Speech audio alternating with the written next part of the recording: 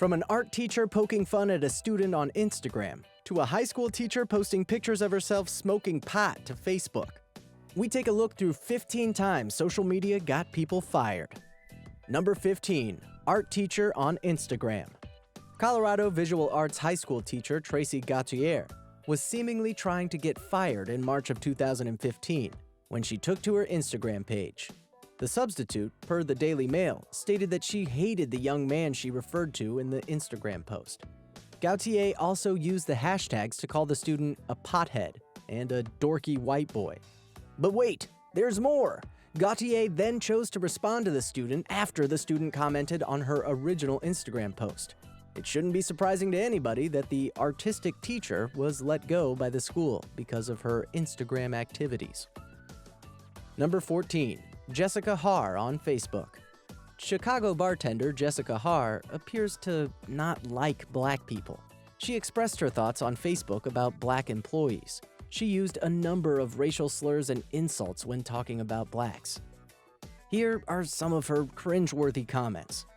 Wow, so insane how one race of people can be so effing incompetent and disgusting. They make everything dirty, ignorant, and can't act like normal human beings. She then added, even when they're in their 40s, they can't act intelligent, and they wonder why they can't find jobs. I'd never effing hire one either. The result? She was given the pink slip for her racist rant. Number 13. No kid love on Facebook. Caitlin Walls learned the hard way that Facebook might not be the best place to vent about her new job at a childcare center. The 27-year-old single mother ended up losing her job over a series of posts detailing her dislike for being around a lot of kids. Which, hello, is kind of the entire deal when you work at a childcare center. Caitlin whined after the fact that she doesn't really hate kids, but of course, once her new employer got wind of this, they had no choice but to let her go. Number 12. Matt Boman on Twitter.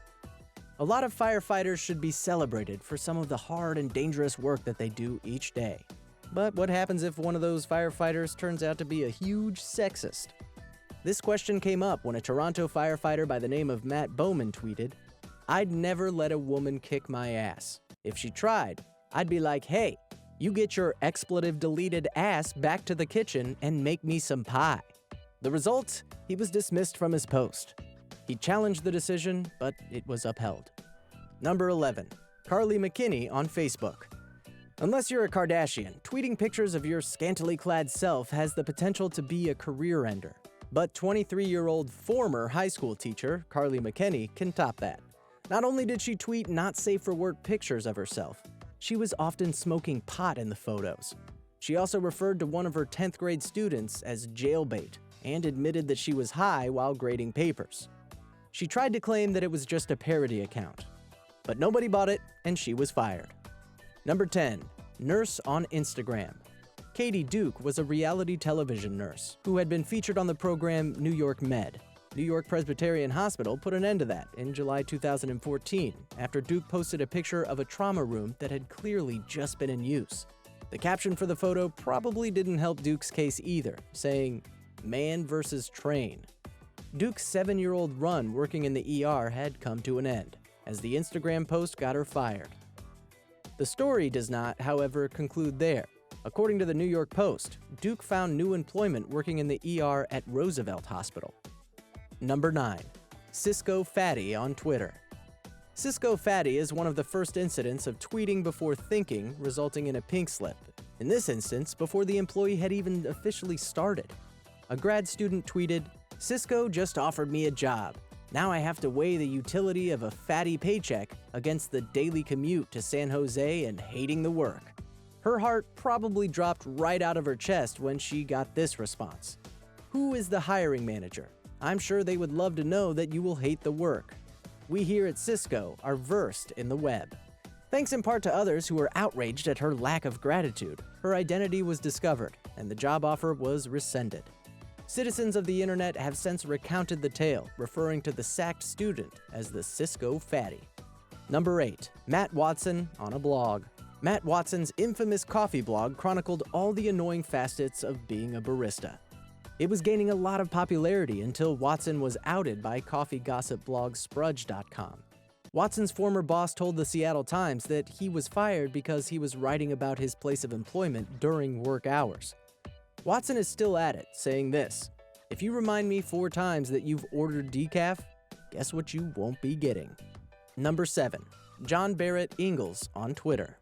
Following an incident in 2009 that saw actress Jane Addams skip out on her $13 bill at a restaurant, waiter John Barrett Engels took to Twitter to vent his frustration over the fact.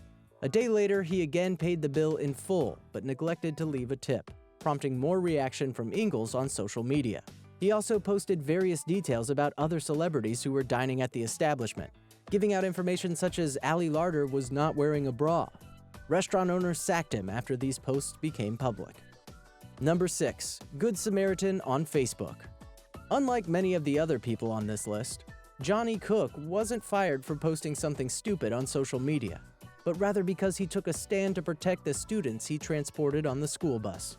After finding that one of the students was hungry after school because he was not given any lunch, he made a statement on his Facebook profile, and when he refused to take it down or apologize to school officials, he lost his job.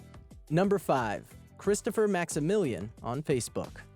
It turned out that North Delta Minor Hockey Association coach Christopher Maximilian is a neo-Nazi. It was reported that he posted an array of Nazi propaganda on his Facebook that featured Adolf Hitler, swastikas, and comments about how the Holocaust didn't happen. The results? He lost his job. He complained that he was treated unfairly and claimed that he was just a history buff. However, it has since come out that he is a full-blown Nazi on Facebook and Twitter. Number 4. Justine Sacco on Twitter.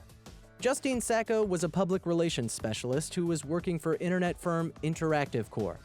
That's when she came to international attention for posting a racially insensitive image on her Twitter page. You'd think that someone working on communications would understand not to make such contentious jokes while working, but Sacco didn't delete the tweet until hours after. Eventually, the public reaction meant that she was fired. Number 3. The Drug Lord on Twitter. Bad idea. Tweeting about drug deals. Worse idea. Tweeting about making drug deals at work. Worst idea. Tweeting about your specific work location so cops can come find you and you lose your job.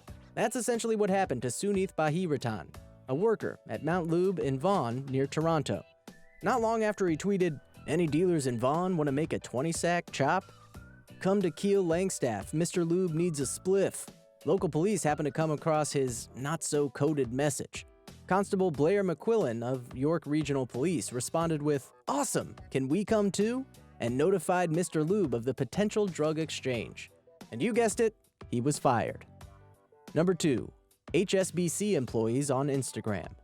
ISIS is constantly in the news because of the terrorist organization's regular hostage takings and beheadings.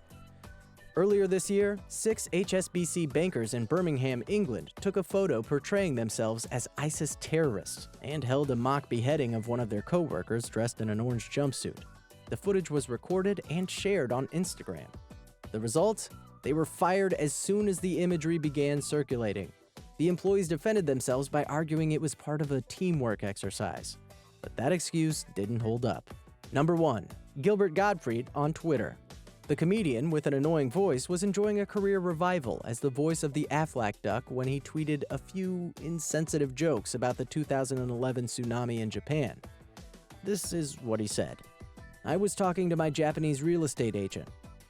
I said, 'Is there a school in this area?' She said, 'Not now, but just wait.'"